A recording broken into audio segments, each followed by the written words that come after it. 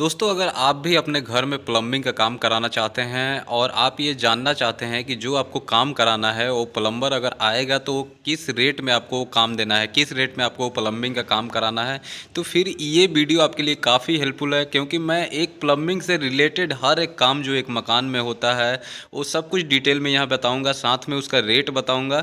तो आप video and तक देखिएगा और वीडियो को चलिए अब डिटेल में शुरू कर। उससे पहले आपसे एक छोटी सी रिक्वेस्ट है कि अगर आपको वीडियो अच्छा लगे तो इसे लाइक कीजिएगा, और अगर चैनल पे पहली बार आप वीडियो देख रहे हैं तो इसे सब्सक्राइब करके नोटिफिकेशन बेल को दबा दीजिएगा, ताकि जैसे ही मैं कोई वीडियो डालूं तो सबसे पहले आपको नोटिफिकेशन मिल जाए।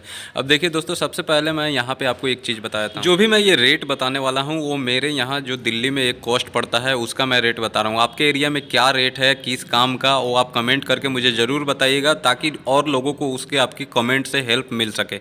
और सबसे पहले जो मैं रेट यहाँ बता रहा हूँ वो रेट आप जान लीजिए, और फिर आपके यहाँ क्या रेट है आप प्लम्बर से कोटेशन मांगिएगा, फिर उस दोनों रेट को मैच करके देखिएगा कितना ज़्यादा और कम है। तो सबसे पहले देखिए, प्लम्बर को काम देने के दो तरीके होते हैं। एक तो होता है कि जैसे कि हम एक बाथरूम बनवा रहे हैं अपने घर में, तो एक बाथरूम में हम जैसे हमें क्या क्या ज़रूरतें हैं, जैसे उसमें पाइप का गर्म पानी हो गया, ठंडा पानी हो गया, मतलब नलका हो गया, मिक्सचर हो गया, ठीक है। उसमें अगर गीजर का पॉइंट दे रहे हैं, फिर उसमें हमारा WC का पॉइंट हो गया, अगर इंडियन सीट लगा रहे हैं या फिर WC 1 पीस लगा रहे हैं, तो उस हिसाब से हम उसको डिसाइड करते हैं, दिखाते हैं, फिर हम रेट तय करते हैं। फिर यानी कि लमसम एक रेट हो गया आपके घर के हिसाब से। फिर किचन में आप किस तरीके का फिटिंग कर रहे हैं, तो और एक होता है कि पॉइंट के हिसाब से कि हमें घर में एक एक पॉइंट, जैसे कि हम एक वॉल मिक्सचर लगाना है तो उसका अलग रेट हो गया, फिर एक सीट लगानी है तो उसका अलग रेट हो गया। तो मतलब पॉइंट के हिसाब से भी यहाँ पे रेट दिया जाता है। तो सबसे पहले बता दूं कि अगर आप 2 BHK का एक घर बना रहे हैं जिसमें कि एक बाथरूम होगा,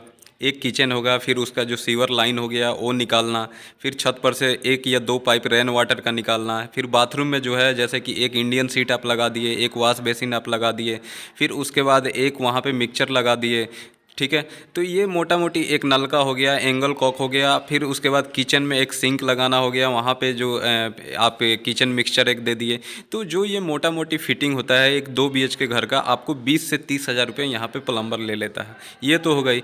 अब बात कर लेते हैं जैसे कि ये लमसम का रेट हो गया, वहीं एक आम अभी जो यहाँ का रेट है एक देखा जाता है, तो जैसे कि एक बाथरूम का जो मिनिमम रेट है, जैसे कि आपको मैं बताया कि अगर आप एक 1 पीस सीट लगाते हैं WC जैसा आप देख रहे हैं, एक वॉल मिक्सचर हो गया, एंगल कॉक हो गया, फिर यहाँ पे आप जैसा देख रहे हैं एक शावर हो गया, एक यहाँ पे हेल्थ फॉसेट लगाया गया है एक, ठीक है। तो और एक यहाँ पे वॉश बेसिन पेडिस्टल वाली आपको दिखाई दे रही है। तो ये इस हिसाब से एक जो प्लम्बर है इसका 12 से 14 हज़ार रुपया एक बाथरूम का वो रेट रख लेता है। वहीं किचन में क्या है कि जैसे एक सिंक लगाना है, एक मिक्सचर किचन मिक्सचर लगा दिया, फिर उसके बाद एक गीजर का पॉइंट दे दिया, तो वहाँ पे 6 से 7 हज़ार रुपये हमारे एक किचन का लग जाता है। तो ये लमसम का रेट हो गया। उसके बाद पॉइंट के हिसाब से देखा जाए तो सबसे पहले क्या होता है कि अगर आप एक इंडियन टॉयलेट सीट लगाते हैं अपने, जिसको हम उड़ीसा पैन भी बोलते हैं, तो एक प्लम्बर उसका 800 से 1000 रुपया एक सीट लगाने का लेता है। फिर बाथरूम में एक सिंपल वॉश बेसिन आप लगाते हैं 16 से 18 इंच का, तो उसका 400 से 500 रुपया लग जाता है। कमोड जो होता है यानी कि जो 1 पीस सीट जैसा आप यहाँ पे देख रहे हैं फ्लश टैंक के साथ, उसका 800 से 1000 रुपया चार्ज लगता है। वॉल मिक्सचर आप एक लगवाते हैं तो 700 से 800 रुपया एक वॉल मिक्सचर का लगता है। एक बीबकॉक यानी नलका जो है वो 100 रुपये का हो जाता है। पिलर कॉक आप लगवाते हैं तो 200 से 300 रुपये यहाँ पे पिलर कॉक लगाने का चार्ज लग जाता है। एंगल कॉक जिसे हम एंगल वॉल भी बोलते हैं 100 रुपये के हिसाब से वो एक पॉइंट का लगता है। डाइवर्टर जो है करीबन 1000 रुपये के आसपास आपका एक डाइवर्टर का वहाँ पे कनेक्शन होता है। फिर गीजर आप अगर लगवाते हैं बाथरूम में तो फिर आपका 500 से 800 रुपये गीजर का चार्ज लग जाता है। छत पे क्या होता है कि वाटर टैंक हमें लगाना पड़ता है पानी के लिए, उसमें वाटर टैंक में एयर पाइप वगैरह बहुत सारे होल वगैरह करके फिर निकालने होते हैं प्रेशर वगैरह के लिए। तो उसका टोटल जो कनेक्शन होता है उसको 1000-1200 रुपये एक वाटर टैंक का 1000 लीटर का लग जाता है। वहीं 500 लीटर का आप करवाएंगे तो 500 से 600 रुपया आपका उसमें लग जाता है। मोटर फिटिंग अगर आप घर में करवाते हैं तो 700 से 800 रुपया या 1000 रुपया भी आपका मोटर फिटिंग में चला जाता है। उसके बाद हैंड शावर हो गया, हेल्थ फॉसेट हो गया, तो करीबन 150 रुपया आपका हैंड शावर और हेल्थ फॉसेट में लग जाता है। फिर उसके बाद बाथ टब है, अगर आप बाथरूम में अपने लगवाते हैं तो 5000 से 6000 रुपये बाथ टब में लग जाता है। स्टॉप कॉक अगर आप लगाते हैं तो 200 से 250 रुपये स्टॉप कॉक में लग जाता है। फ्लोर ट्रैप जिसे हम नानी ट्रैप भी बोलते हैं उसके फिटिंग में यहाँ 100 से 150 रुपये प्लम्बर चार्ज लेता है। अगर आप अपने बाथरूम में कमोड लगवाते हैं और उसमें ओपन फ्लश टैंक का फिटिंग अलग से करवाना चाहते हैं तो उसका जो प्लम्बर चार्ज लेगा वो 300 से 400 रुपये लेगा। कंसील्ड फ्लश टैंक लगवाते हैं तो उसका 1000 से 1500 रुपया आपको लग सकता है। फिर वहीं वॉल हैंगिंग जो WC होता है उसका करीबन 3000 से लेकर 4000 रुपये एक प्लम्बर चार्ज लेता है पूरा फिटिंग करके, पानी चालू करके। फिर रेन वाटर लाइन अगर वो उतारता है तो रेन वाटर लाइन का वो 100 रुपये रनिंग फिट के हिसाब से आपसे चार्ज ले सकता है। अगर बात करें SWR पाइप लाइन की तो करीबन 20 से 30 रुपये रनिंग फिट वो उसका चार्ज चलता है। वहीं CPVC या UPVC लाइन में अगर आप उस पानी बाथरूम का कनेक्शन कर रहे हैं, मतलब पाइप लाइन दौड़ा रहे हैं, तो करीबन 20 से 30 रुपये रनिंग फिट वहाँ पे आपका चार्ज लग जाता है। एक बाथरूम में वॉश बेसिन का वेस्ट पाइप डालने के लिए वो आपको 100 रुपये चार्ज हो गया। बोतल ट्रैप के लिए यहाँ पे 300 से 400 रुपये आपका चार्ज लग सकता है। वहीं पुराना ट्रैप आपका नलका ख़राब वगैरह हो रहा है, बीप का ख़राब हो रहा है, तो उसको सही करने के लिए करीबन 200 से 300 रुपये आपका चार्ज लग सकता है।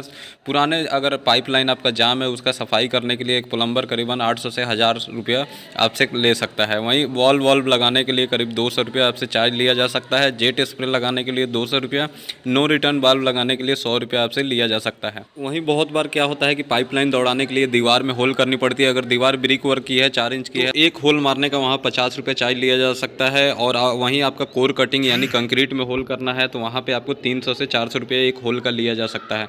फिर उसके बाद आती है चेंबर बनाने की बारी। अगर चेंबर आपका 3x3 का है तो चेंबर का जो चार्ज लगता है वो करीबन 1000 रुपये लग जाता है।